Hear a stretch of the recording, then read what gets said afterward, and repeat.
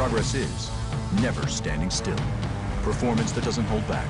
Found in the Audi A4. Get an exceptional offer at your local Audi dealer.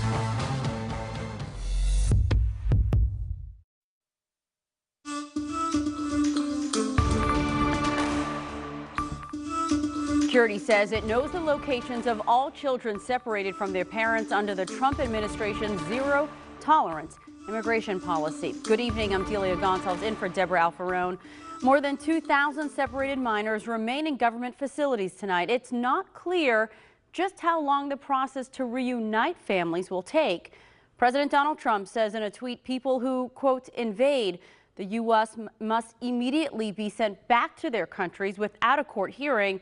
The American Civil Liberties Union says denying court hearings would be illegal and violates the Constitution. Maria Villarreal is on the Texas border tonight. Hundreds of protesters in Tornillo, Texas chanted "Free the Children" near the port of entry gates Sunday morning.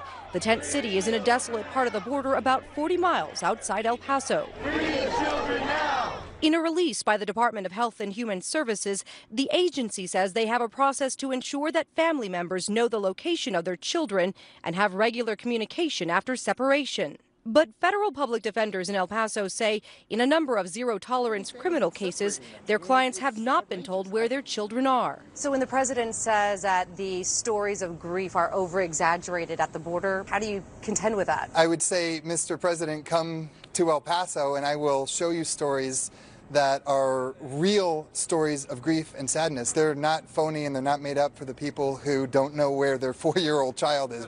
Saturday, a delegation of both Republican and Democratic politicians toured the site that's currently housing hundreds of unaccompanied teenagers. 23 of them were recently separated from their families, and there are at least 7 girls inside. Most surprising thing that you saw in there as you're walking through, what really kind of caught your eye?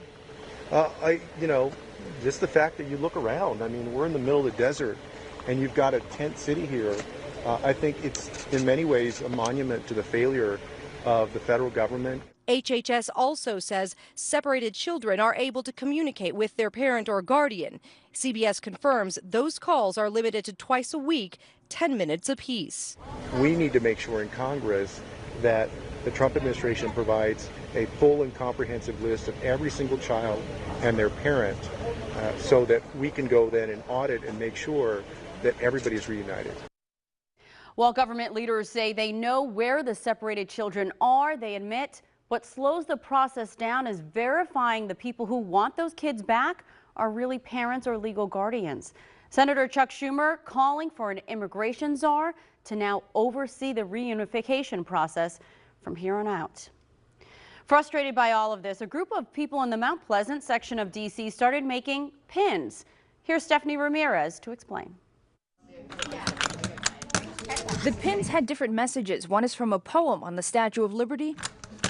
Another directly responds to the First Lady's outfit last week. And behind every press of a pin are tears. I'm a human being who has empathy, and I don't understand.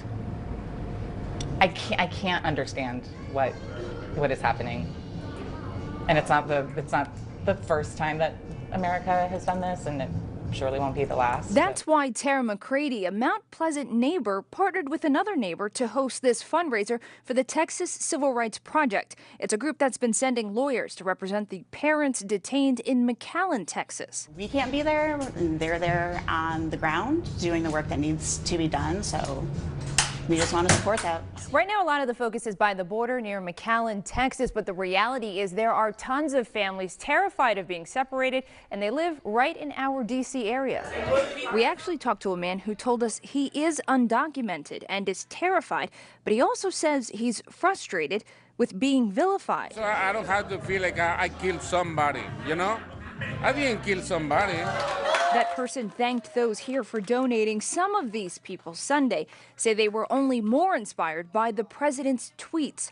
Also quoting the Bible here. Malachi said, you can't take away legal rights. In Mount Pleasant, Stephanie Ramirez, WUSA 9.